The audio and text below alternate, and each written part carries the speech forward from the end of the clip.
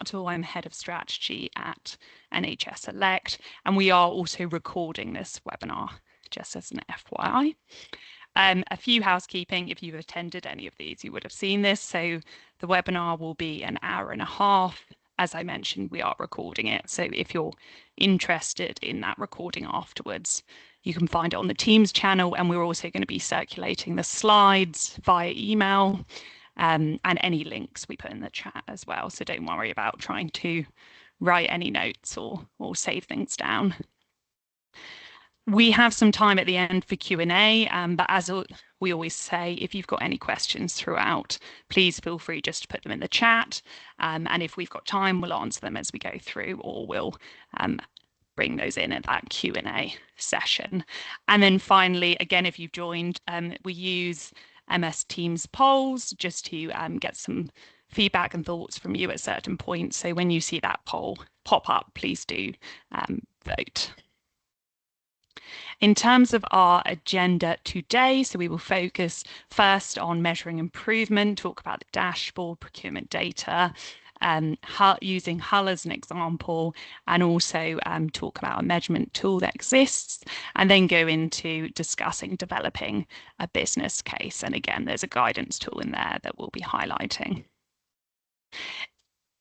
If you've attended these before, and I'm sure you've seen the comms, so these webinars are being put on by NHS England, NHS Elect and UCL partners to support NHS Trust to design and implement nitrous oxide waste mitigation activities.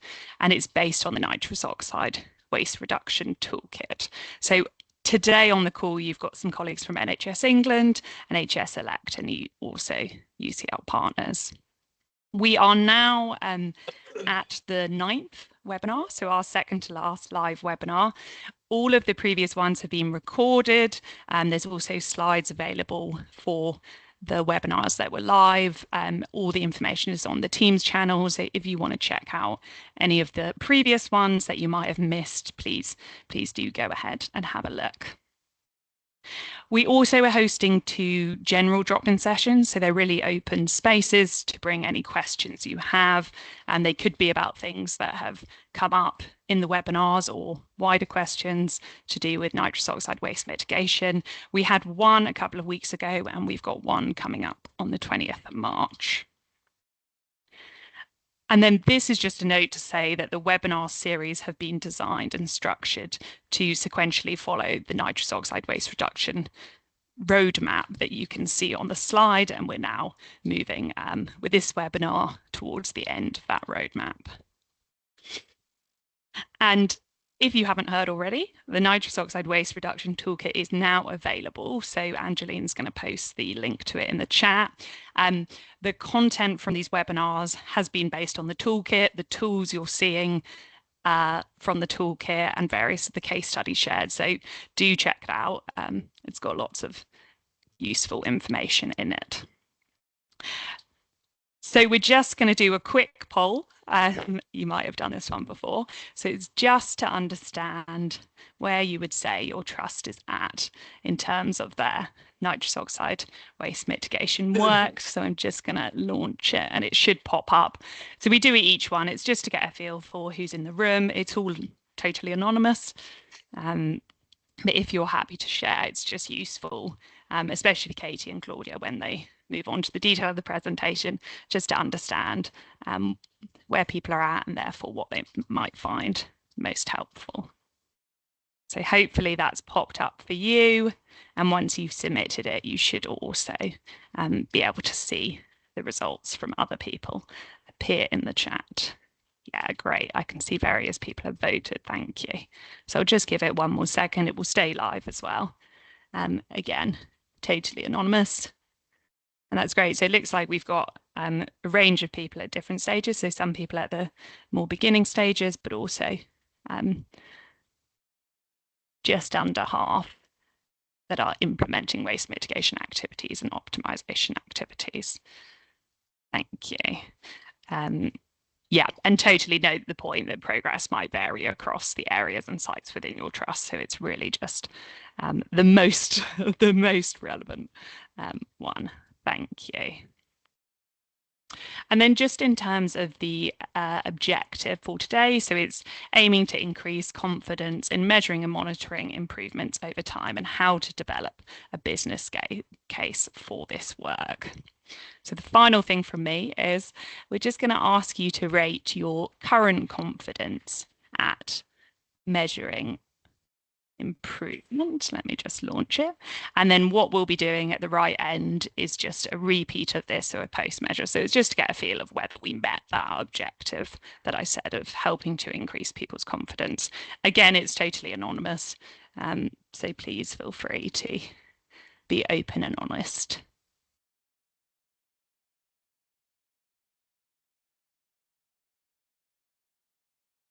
Great, thank you to those that have responded. Fabulous. And as I say, we'll repeat this again at the end. And hopefully people's confidence would have increased. Okay, I will hand over now to Katie and Claudia.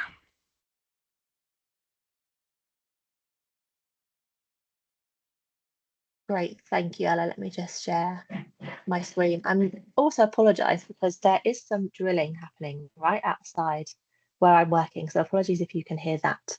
But hopefully it won't be for the duration of the time that I'm speaking. But yes, my name is Katie and I'm an implementation manager in the climate team at UCL Partners, developed the toolkit alongside NHS England. That's in the links in the chat. Thanks, Angeline, for posting that. So today's focus, we're going to focus on two things. One is really around measuring improvements, and do pop in the chat if you hear any drilling and it's getting us too much and someone else can take over. Do let me know. But yes, we're going to focus on measuring improvements in the first half of the session, and the second half of the session on building a business case. And some of the helpful information that's been developed to help you build that, if that's something that you need to do, to either start this work or continue the work in potentially other sites, etc. So there are a few points here around the value of monitoring over time, one of which is to evidence the improvement if you need more funding to continue. So the importance of improving, evidencing initial improvements in order to make the case for scaling your work perhaps elsewhere or to other clinical areas, or indeed medical gas pipeline systems.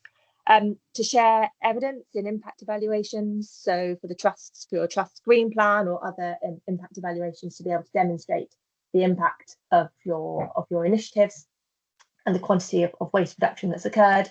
And of course, to continue to monitor and intervene. This is really important if you're maintaining a medical gas pipeline system, and to make sure that waste doesn't creep back into the system. And we're going to take a look at Hull's data, where because they are continuously monitoring the impact of their initiatives, they were able to see that waste potentially was creeping back into the system and do something about it.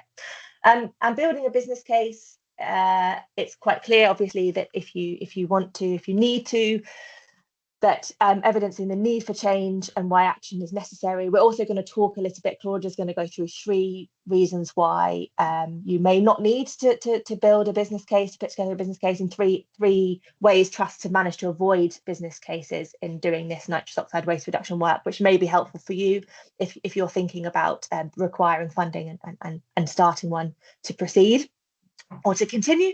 And of course, the importance of aligning with the national bodies, especially the Royal College of Anaesthetists, that have released their consensus on removal of pipe nitrous oxide systems from theatres, and ensuring that any business case evidences the fact that the world is moving on from medical gas pipeline systems where they are simply not needed, and in order to secure funding and resources to start the work. So we're going to cover several things, but the first half is really around how do you start to measure your improvements, and how do you, if you need to, how do you measure your impact and potentially your waste.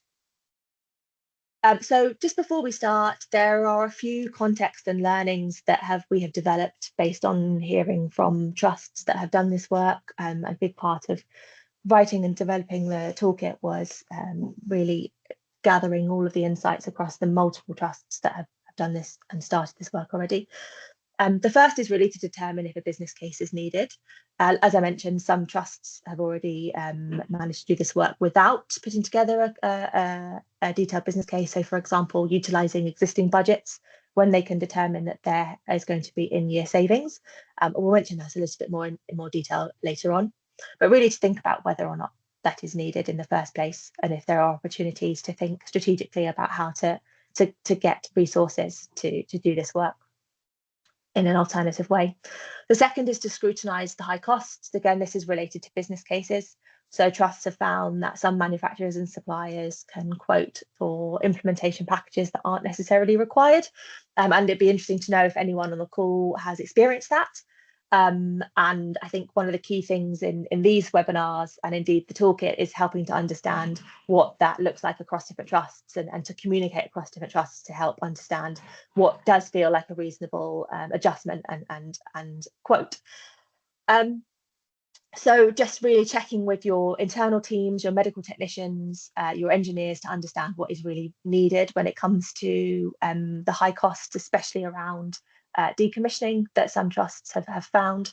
And in our previous webinar, potentially, if you weren't there to watch a recording, on really understanding what are the minimum viable opportunities for decommissioning, what does safe shutdown look like, and what potentially does it not look like, in order to make sure that we can really minimize costs where possible.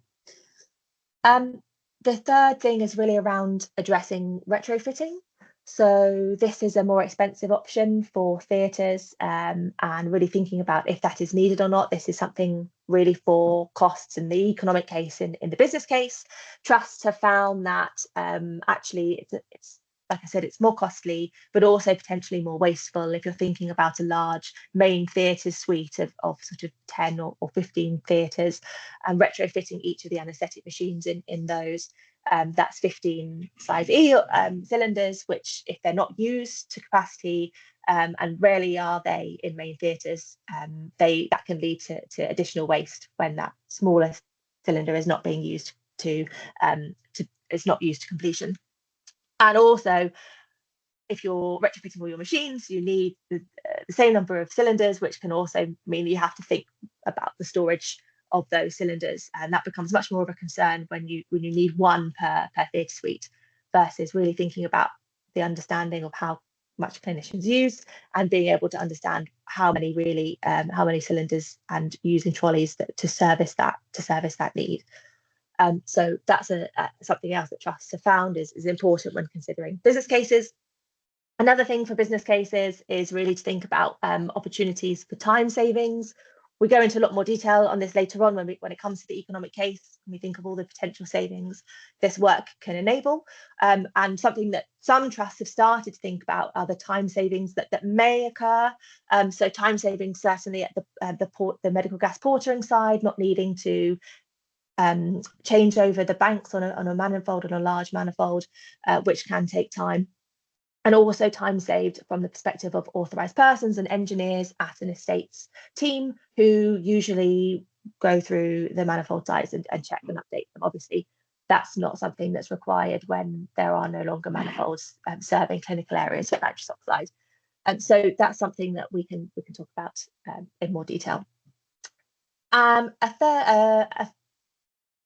fifth point is really about keeping measurement minimal. So this is really going back to the idea of measuring, and focusing on something that the toolkit recommends quite in a lot of depth, is really to focus on measuring clinical use, and doing quick surveys to understand clinical use, admittedly where you can, so areas where nitrous oxide is used, and not focusing too much on measuring waste, because that enables you to take action straight away. So if you understand how much is used clinically, you can align that with the right kind of supply.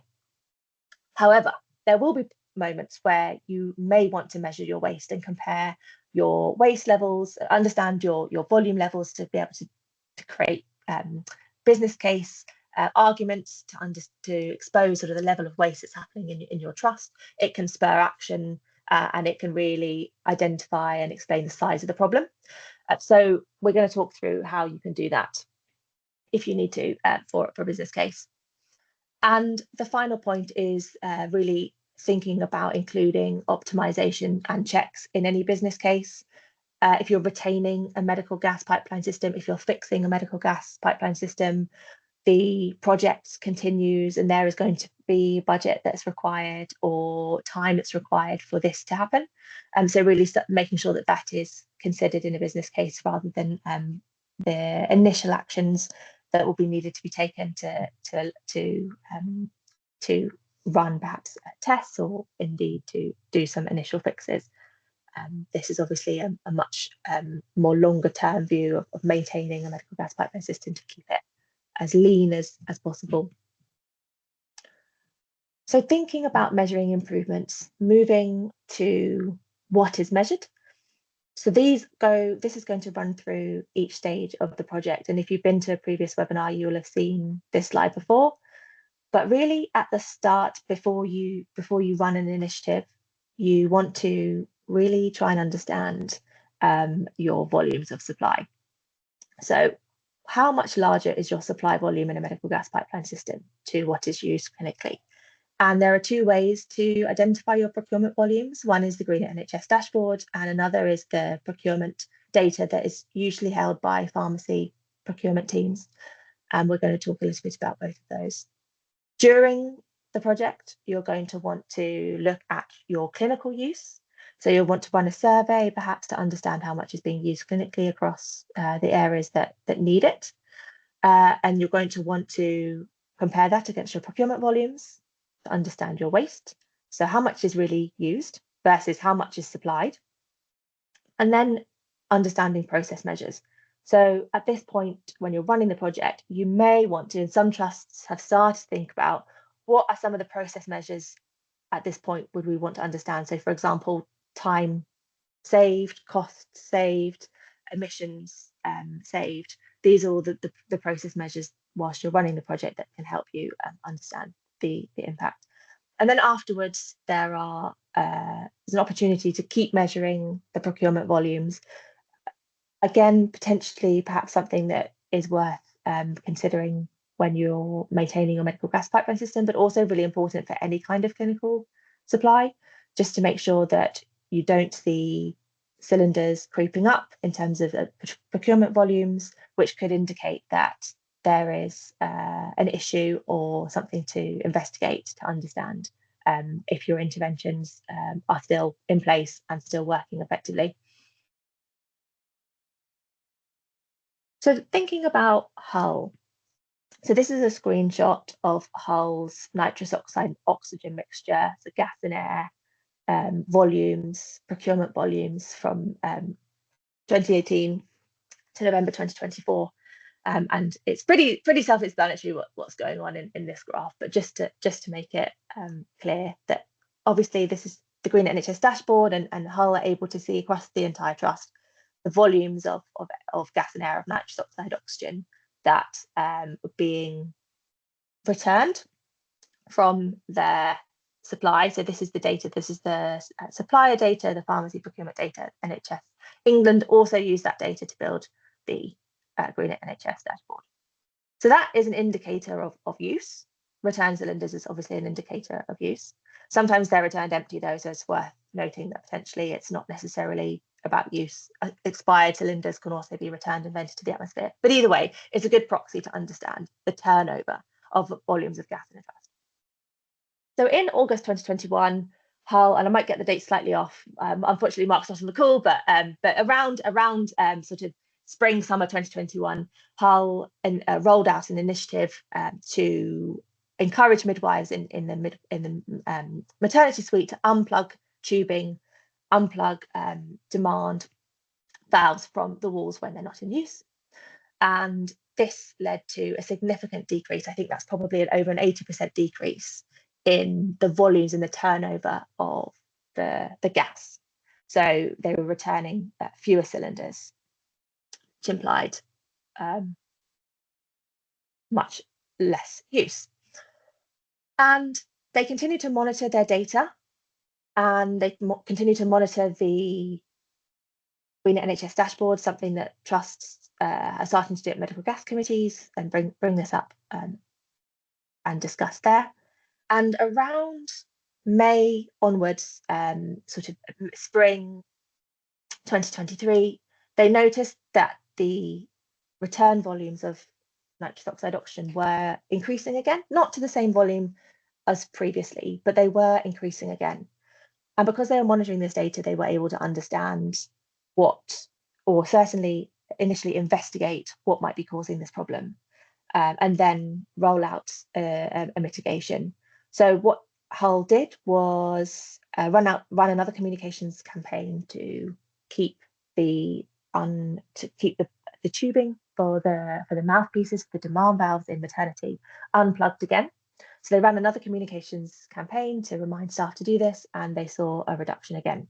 So this is really just saying, making the case for continued monitoring of improvements, especially when you are retaining medical gas pipeline systems, because they require optimization over time.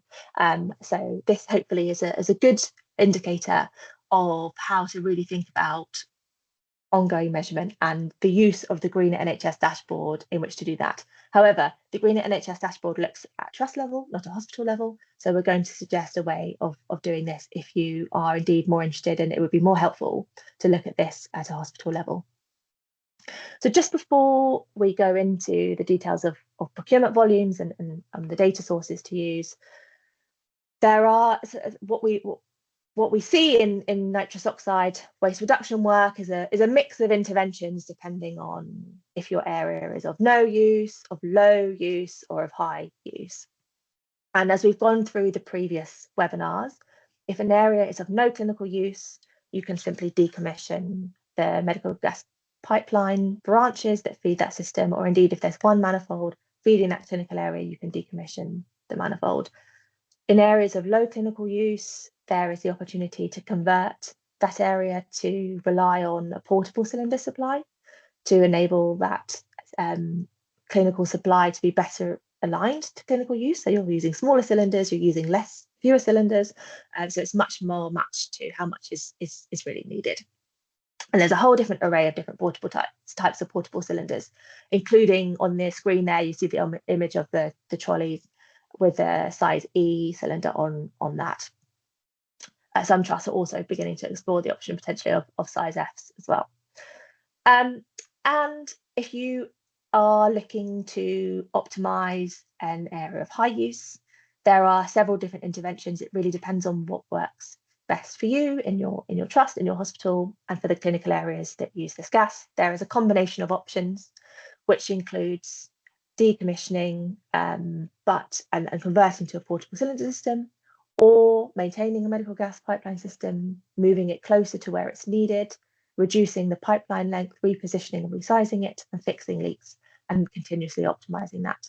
And within that, there are, of course, some behavioural change initiatives. As we discussed with Hull, unplugging tubing is a behavioural change initiative, as well as when you're thinking about ongoing optimization, putting in place protocols and standard operating procedures for maintaining medical gas pipeline systems. And no matter what you convert, no matter if you use portable cylinder systems or a medical gas pipeline system, there are, of course, initiatives such as such as complete depletion of cylinders, or making sure the inventory is as lean as possible, that require more of a behavioural change or change to practice to understand how they may change or they might become embedded. And so those behavioural change initiatives, it's much harder to ensure that their continuity, and hence measuring when you are engaging in any number of those. If you continue to measure your volumes, you're able to keep an eye on if they're effective and if they're working or not. But to reduce the largest quantities of gas, you're likely going to see and pick and choose a number of these options. And it will not just be permanent changes, it will be behavioural changes as well.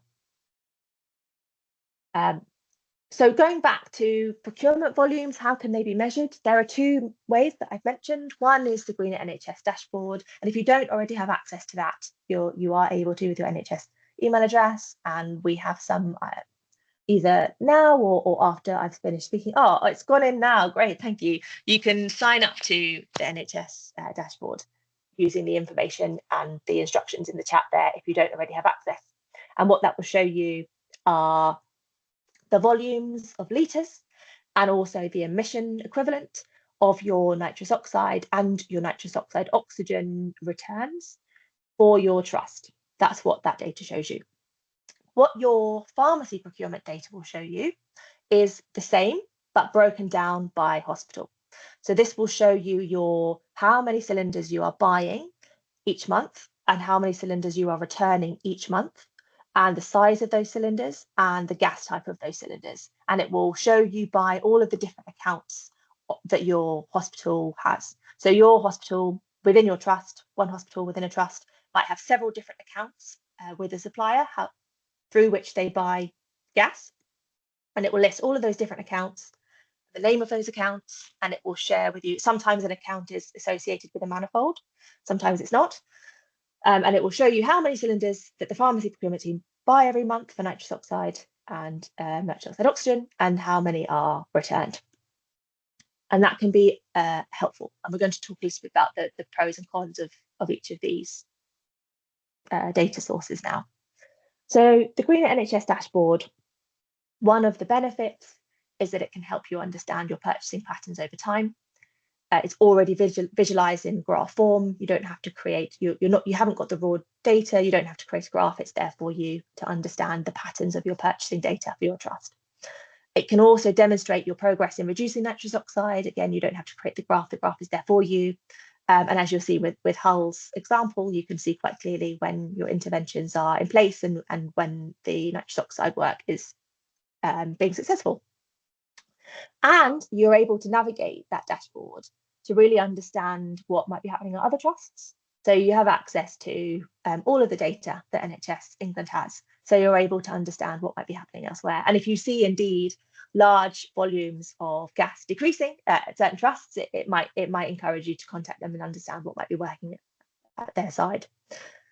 Some of the challenges that trusts have found in using the Greener NHS dashboard is that the data updates are done monthly, and there might be a slight lag in data availability. So it might not be able to give you the latest month's returns data. It might be there might be updates on the Greener NHS side. You're not fully in control of the recency of the data, so perhaps it's not as up to date as you may want it to be at times.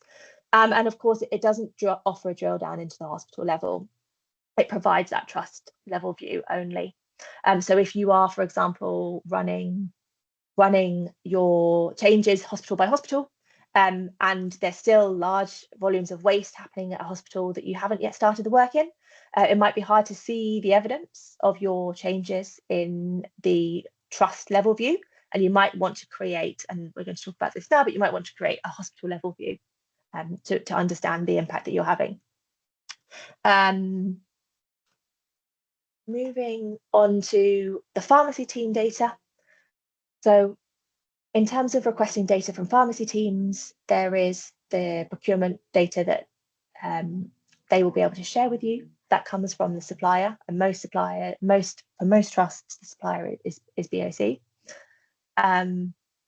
This is more detailed, as I mentioned, that I spoke through the fact that you have the accounts and you have the cylinders purchased and returned each month, and you have each hospital. You can ask your pharmacy procurement team and you can request that data. You can request it for the 12 months prior to really understand.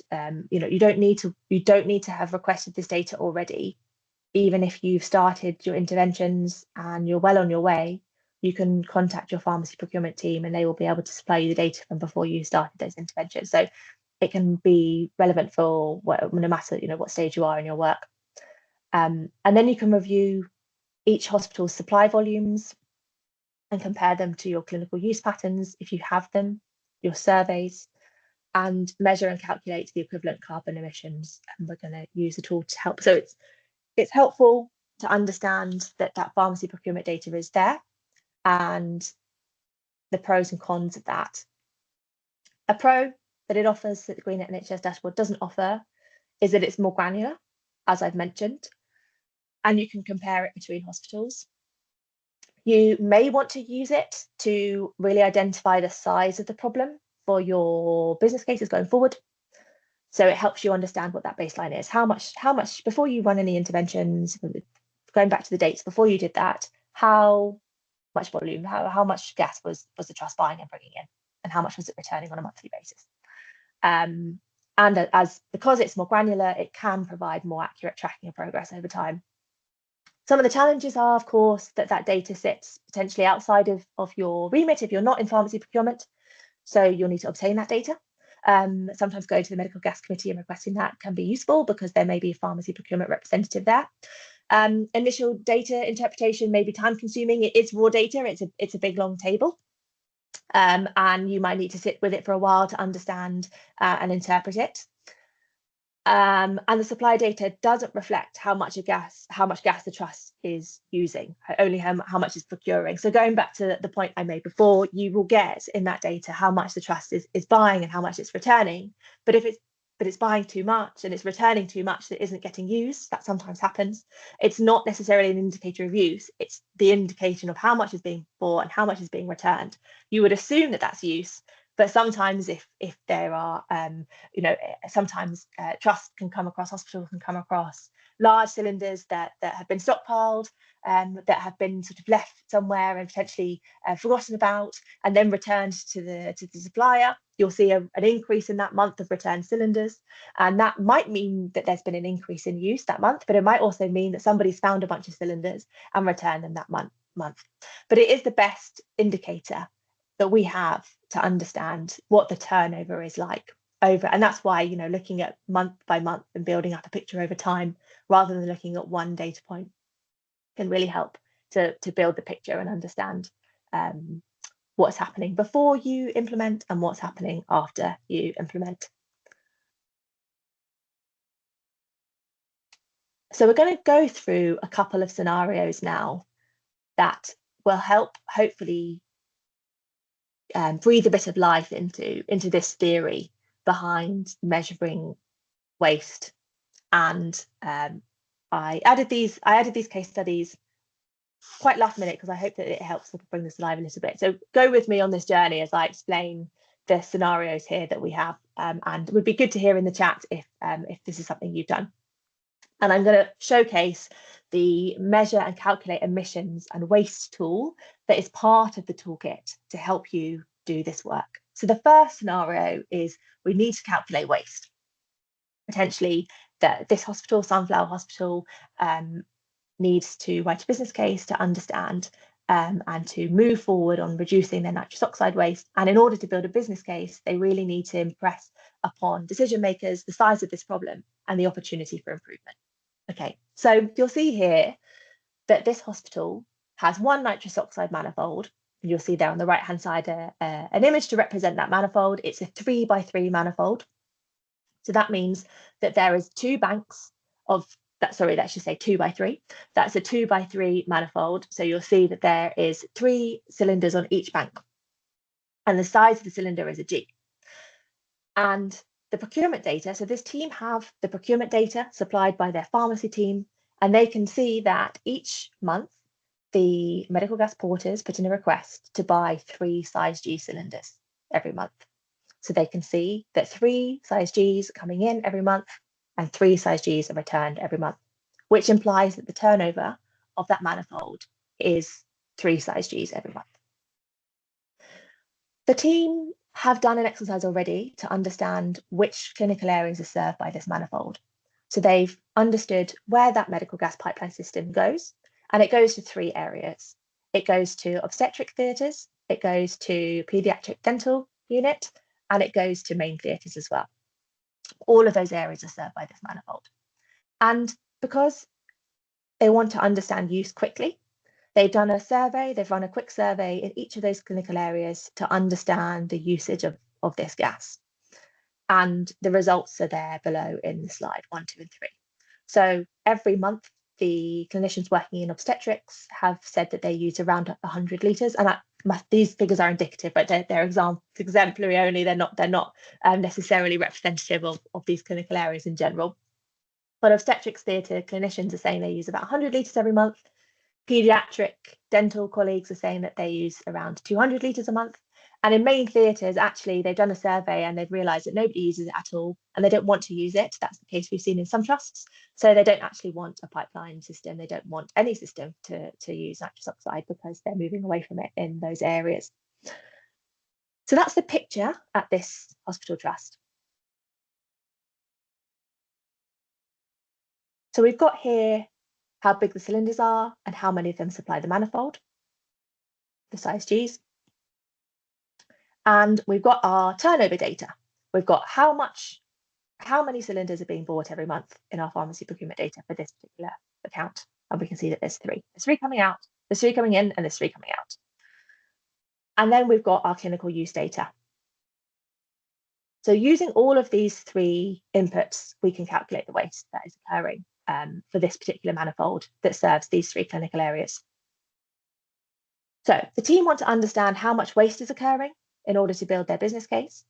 And they can see that, as I've mentioned before, 3 size G cylinders are supplied to the medical gas pipeline at any one time, because it's 2 banks of 3 cylinders. So when one is on, it's supplying those 3 cylinders into the system. And when that's run out, it switches over to the other bank and it uses those 3 cylinders.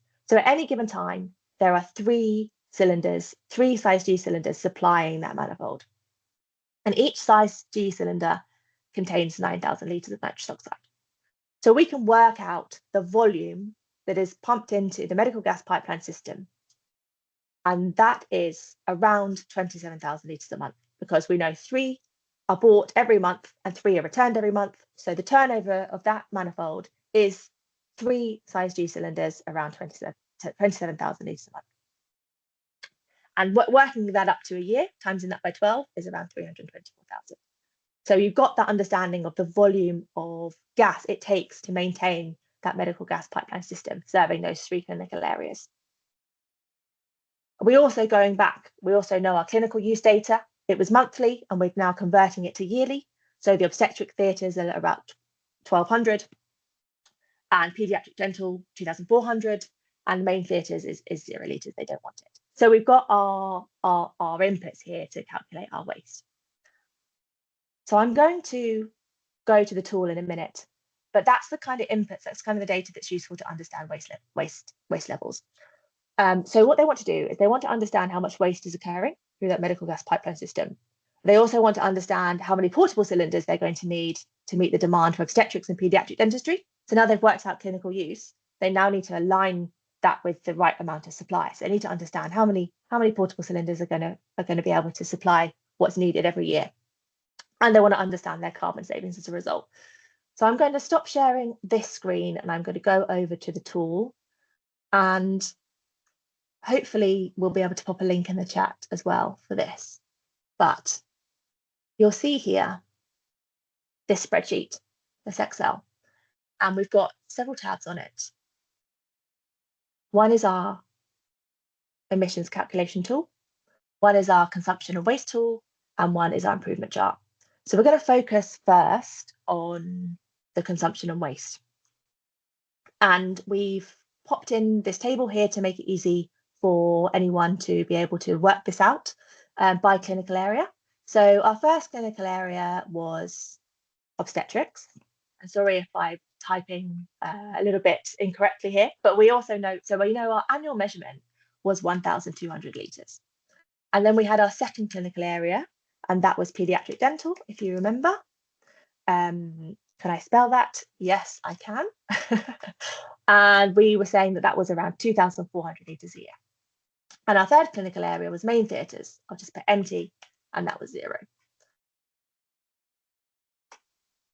And then we have our gas delivered to the manifold serving the above clinical areas, which is the total volume of the manifold.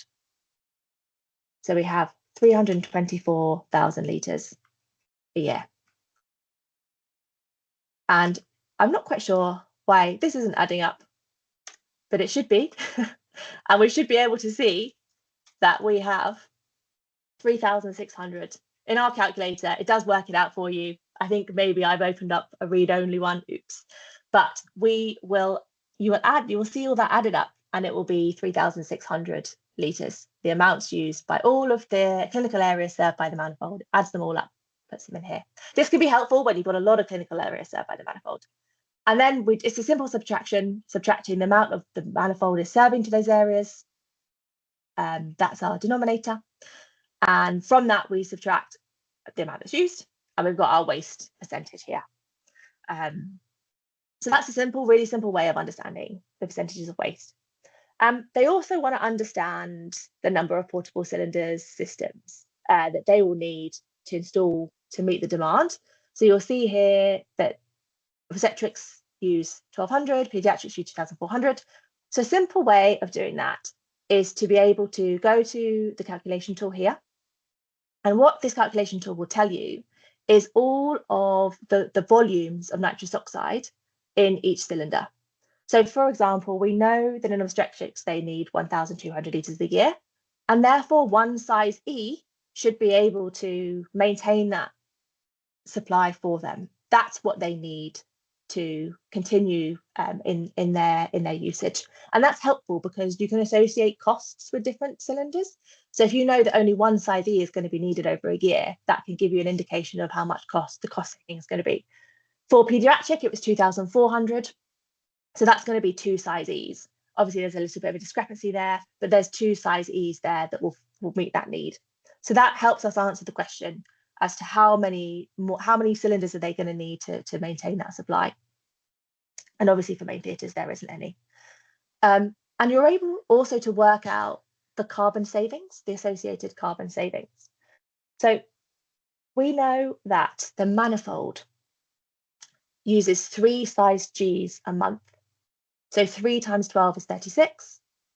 We are able to understand that 36 size G's is around 180 tons of carbon dioxide equivalent.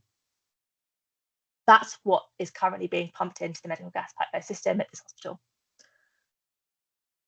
And so if we keep 180 in our heads for a moment, we're able to understand that with a new portable cylinder system, they're only going to need 3 size E's, and the carbon equivalence of that is around 3 tons of carbon dioxide equivalent. So 180 minus 3, 177. So the saving is 177 tons of carbon dioxide. So for their business case, they're able to understand the waste volumes. Currently, they're sitting at 99% waste. And if they were to convert obstetrics and pediatric dentistry, if they were to convert those areas in order to make sure that the supply meets clinical use, they're saving around 177 tons of carbon dioxide, as well as 320,400 litres of nitrous oxide. So that's one way you can use this tool to calculate the waste that is occurring across manifolds and clinical areas, and the difference between them and the associated carbon emissions. Another quick scenario I want to share with you is this one, which is around measuring improvement, and this is to do with an improvement chart that we also have on the tool.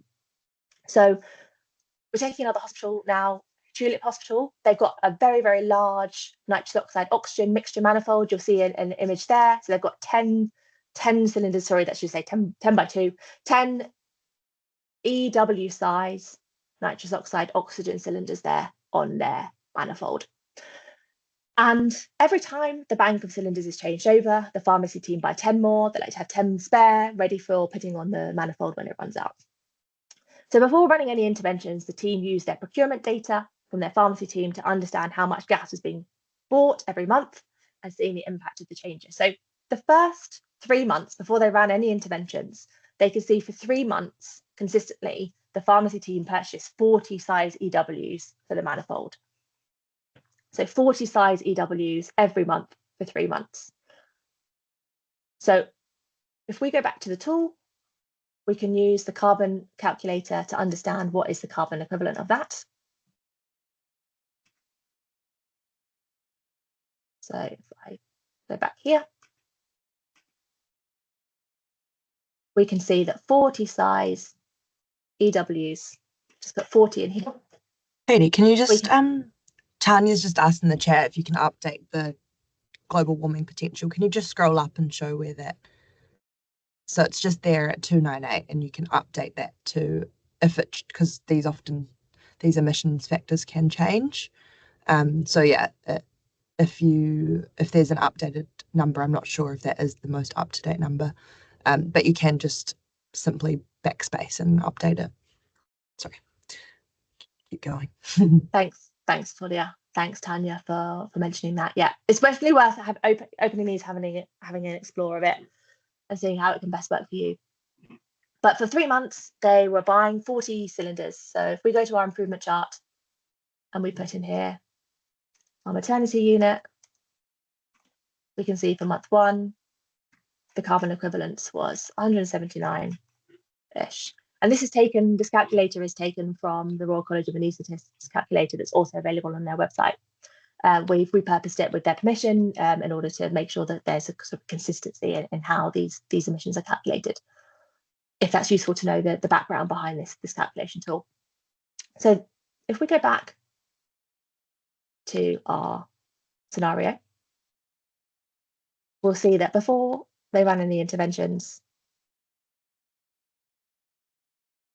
the team measured their data, and they're 40 cylinders a month at 180 tons of carbon dioxide equivalent. And then over a series of months 4, 5, 6, and 7, the team ran certain initiatives.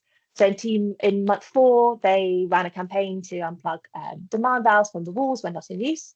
And that showed a reduction that only 30 cylinders in that month were purchased by the pharmacy procurement team. And then in month 5, they tested for leaks, and then did some leak testing and identification at the manifold in the medical gas pipeline system. And they identified a couple of leaks and they fixed them. And at the end of that month, the pharmacy procurement team data showed that 20 cylinders were purchased.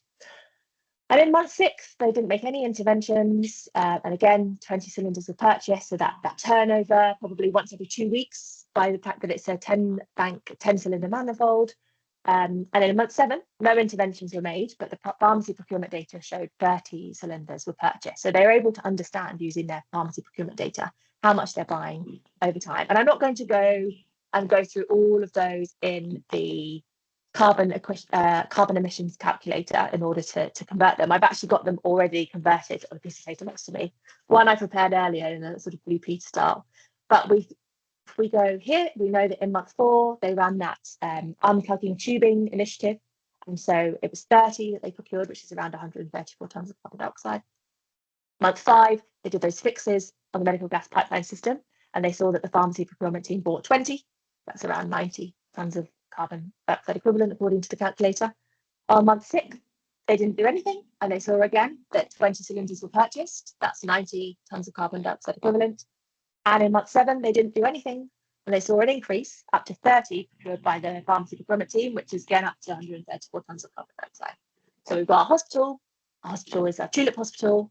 We've got the maternity clinical area, and we've got our volumes over time. And what we see on the left-hand side there is our bar chart growing to help understand at the hospital level, at this manifold level, what are the volumes of the nitrous oxide oxygen that are being supplied. So we're able to understand at this hospital level, at this manifold level, what are the volumes looking like in terms of procurement, and what does this mean? And of course, one data point at month 7 might not mean anything, but it also implies that there is worth trying to understand what might be happening that's increasing the volume and the turnover at this manifold. And for those of you that maybe work with your quality improvement teams, or perhaps use data often in improvement work, there is the opportunity on this particular tab to add run charts or more statistically sensitive graphs to understand what might be happening at a particular manifold.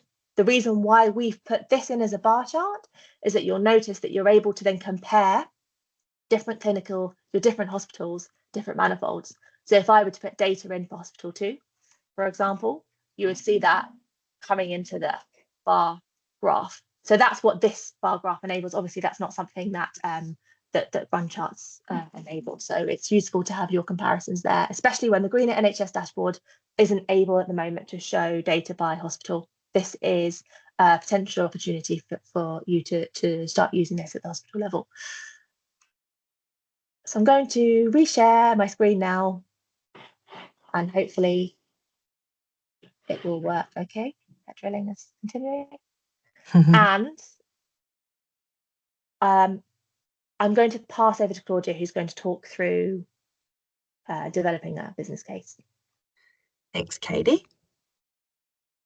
Cool. So the first thing, I guess, to note is that we hope that you actually don't need to develop a business case for this, because what we found in most cases is that it's a relatively low cost. So if you're doing it with kind of all of the advice that Katie gave at the start, with making sure you're only buying actually what you need to change systems, and following all the guidance that we've given you in our other webinars, then some trusts are doing this at under 10k to change their systems from a manifold to a portable cylinder supply, and to make their systems as lean as possible. So yeah, firstly, it's not a significant enough cost to sometimes warrant a business case. The second thing is that hopefully you will be able to recover in-year kind of savings from the reduced amount of gas and the reduced amount of equipment and work required for maintaining manifolds and larger systems. So that's another kind of reason that you might not need a business case. But these are some kind of concrete examples of where trusts have avoided the need for a business case at the start, at least at the start of their work. And often this enables trusts to develop more data and have more information to build the case for change across the whole trust. So that's another kind of piece of advice that we've given throughout these webinars, is to start in a small area and get the kind of case for change, gather the data, get the information, see what the reality is, and then you can roll it out wider. So as I kind of mentioned, the first thing is that some trusts already use existing budgets. So for example, from pharmacy, to implement the portable supply systems. And then you're hopefully reducing the volume of waste, as Katie showed in that example, 99% less gas needing to be purchased, which is, it's not uncommon for that to be the case, and several £1,000s worth of financial savings in that pharmacy budget that can be redirected towards recovering the costs of changing the system. So that's the first thing that people have done. The second is that others have aligned their work with coinciding any upgrades or changes to medical gas pipelines or changes to the buildings. So if you can align it strategically with those kind of factors, then you can avoid needing a business case. And then finally, some trusts have been able to use portable trolleys already on site for their gases, and so they're not needing to buy anything new to upgrade or change their system. And then the only cost they have is to kind of decommission the medical gas pipeline system, which, as we've talked about before, you don't need to remove all the pipelines from the walls. You just need to have an authorised person on site for about 1 day of work to shut down and safely shut down the supply at the wall. So that is usually not too expensive, and also is kind of should be factored into medical gas pipeline maintenance management anyway. So those are some ways that people have avoided the business cases. But we also recognise that there might be an opportunity from NHS England for some funding, for example, or there might be an opportunity locally for a green fund, or there just might be challenges financially at your trust, and there's quite a low barrier to entry for requirements of business case. And so what we will do is just go through, if you do really need to have a business case, what we recommend kind of putting in it and how we recommend pulling it together. So I'll just first give another plug to one of our supporting resources. So if you go back to the UCL Partners page where we've got the toolkit, there's a few supporting resources, and one of them is the business case guidance. So this basically summarizes 5 cases, the 5 business case kind of elements, and this is part of the Treasury's 5-case model.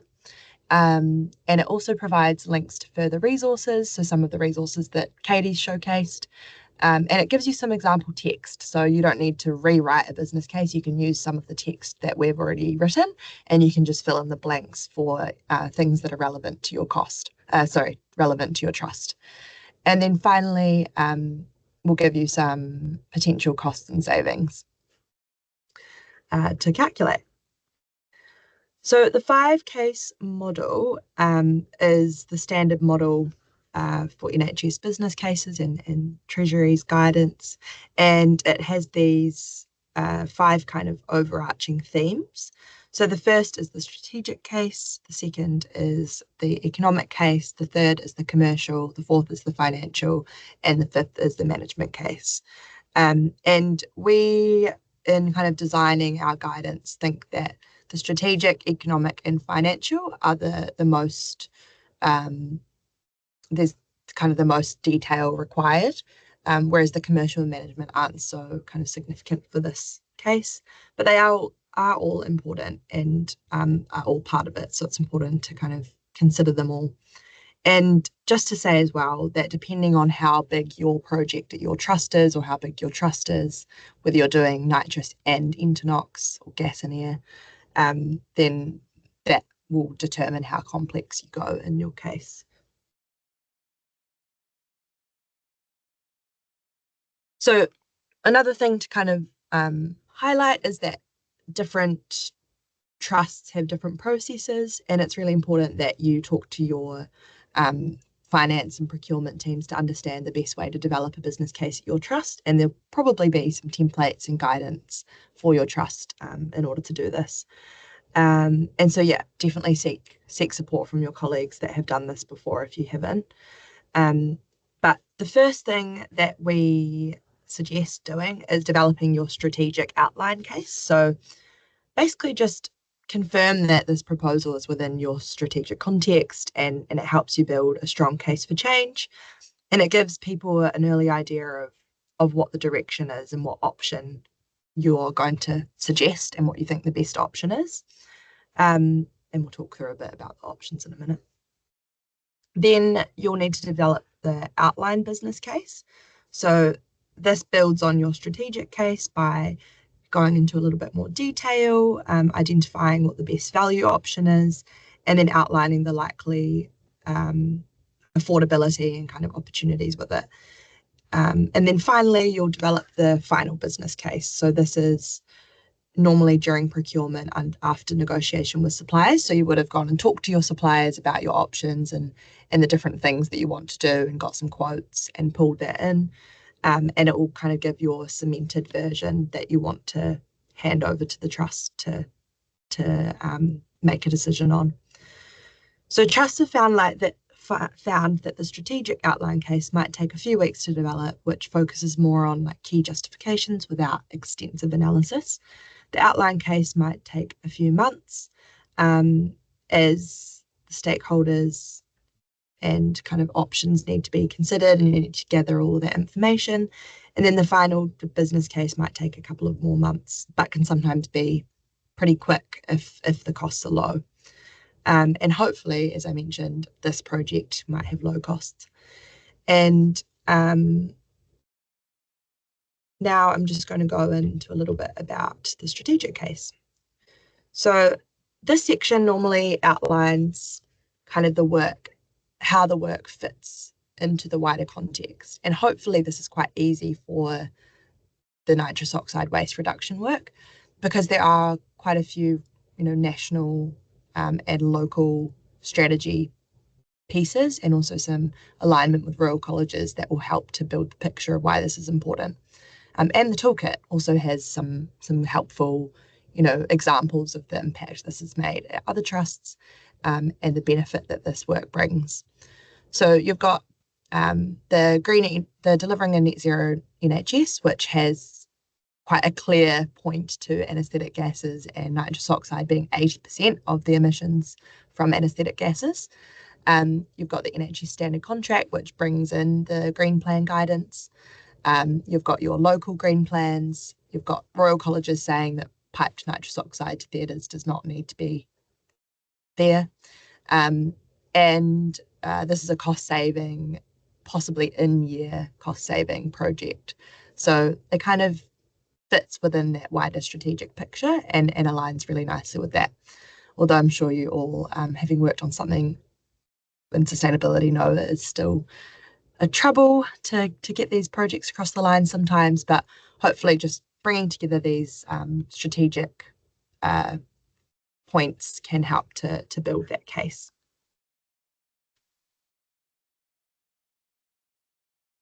And as Katie kind of talked through earlier, we also have some tools available that can help you to build a picture of your current system and the current costs of the current status quo.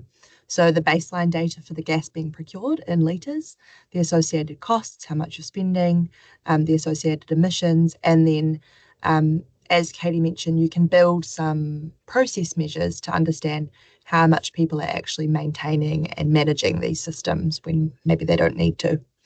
So we've got some text there that can help to build the guidance and build the strategic case. And you can just copy and paste that and use it for your business case.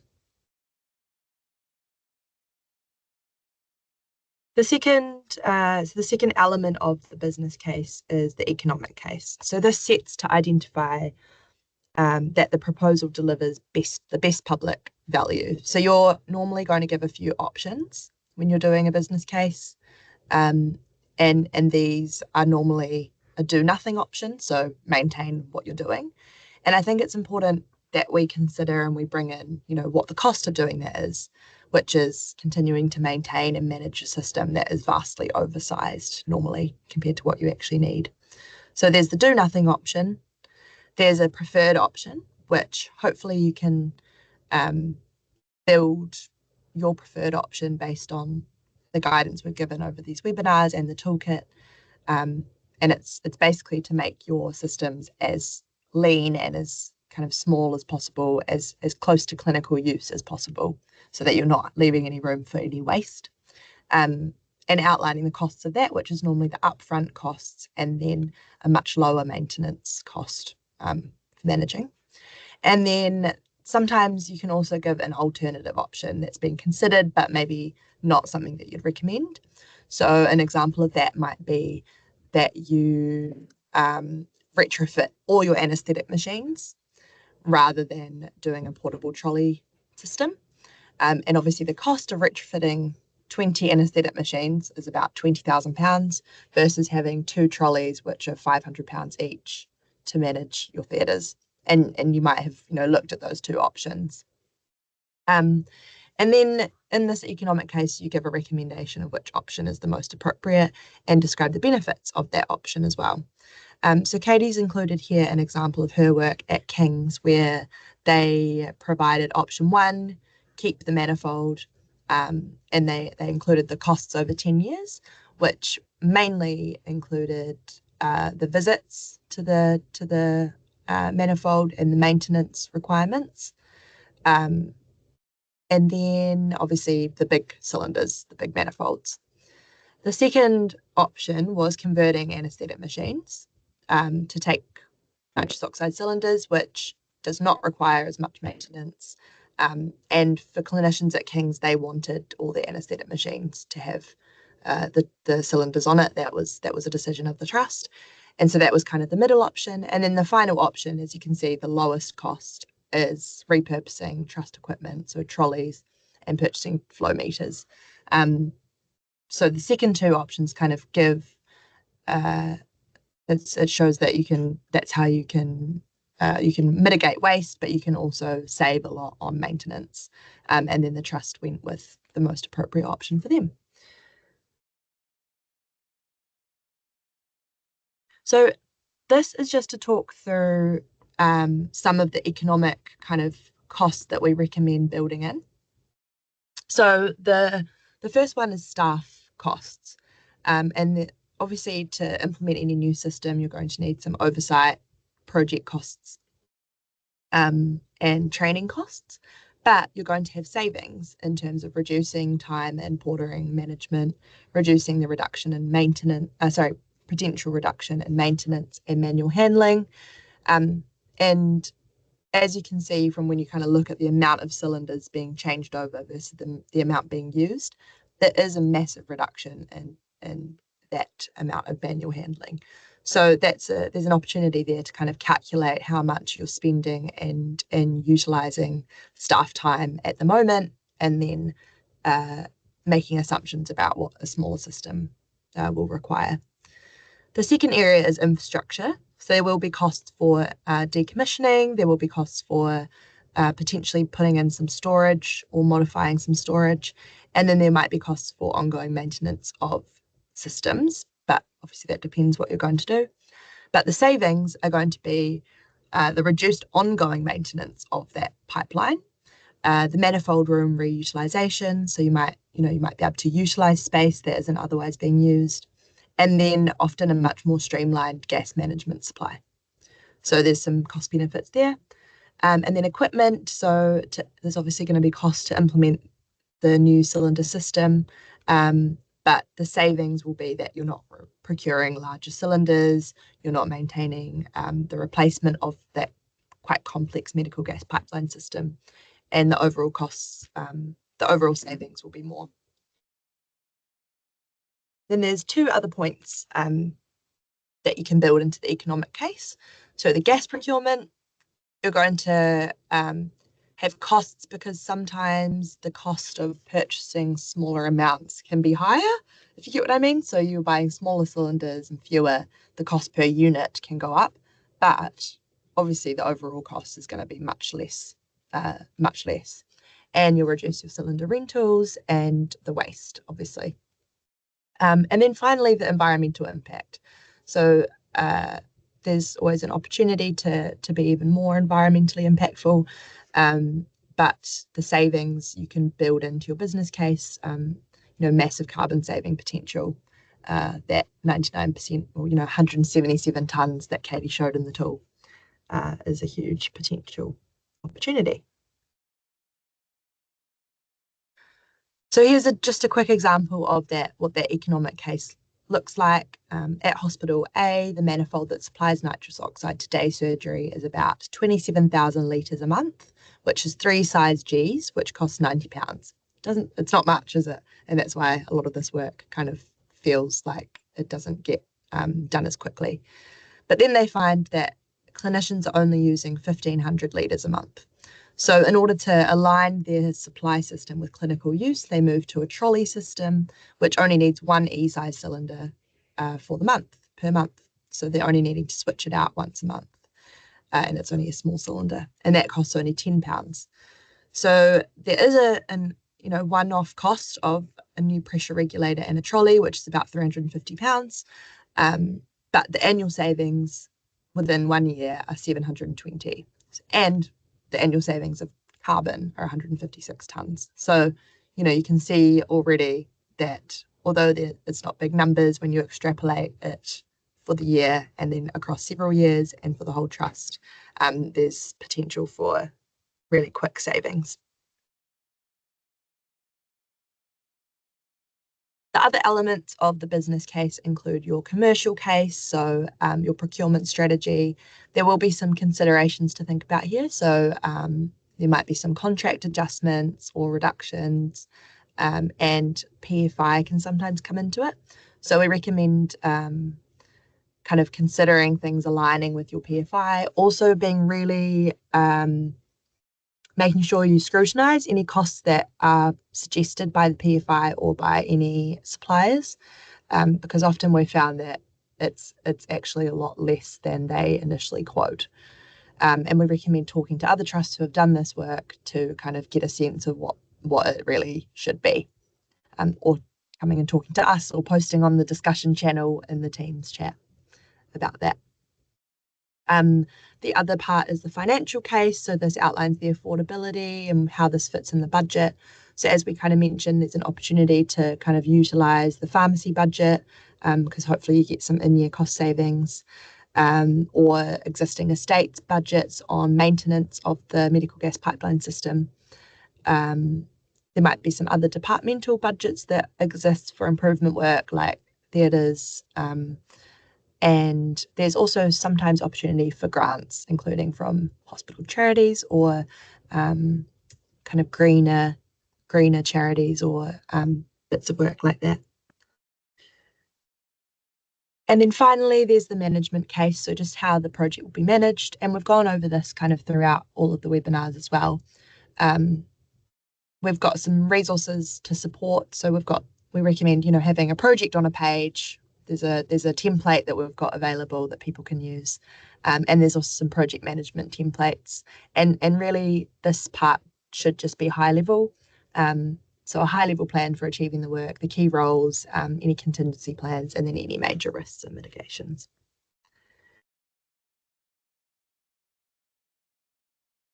And the tool is just available in the chat, the business case tool that Angeline has put in there. So we won't go through it because we only have 15 minutes to go, and it might be nice to give you guys a little bit of time back.